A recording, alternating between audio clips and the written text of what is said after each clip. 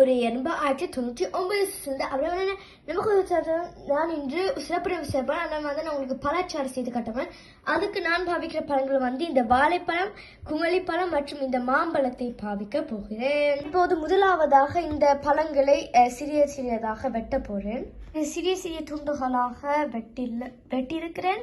இதில் மேங்கோவும் சிறிய சிறிய துண்டுகளாக, அதாவது மாம்பழத்தையும் வெட்டியிருக்கிறேன். அந்த ஆப்பிளையும் வெட்ட போகிறேன். இந்த ஆப்பிள், அதாவது இந்த குமரி பழத்தையும் சிறிய துண்டுகளாக வெட்டிக்கிறேன். அது தனியாக பாதி குமரியை தான் பாவிச்சு நான்.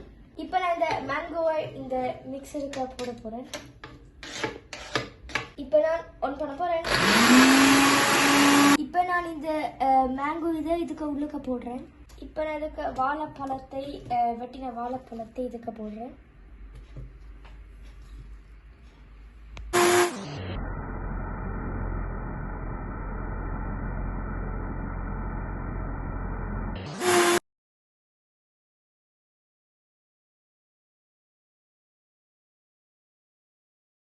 நான் இந்த ஸ்மூவி அண்ணாக்கு கொடுக்க போனேன். இப்போ குச்சி பார்க்க போறேன்.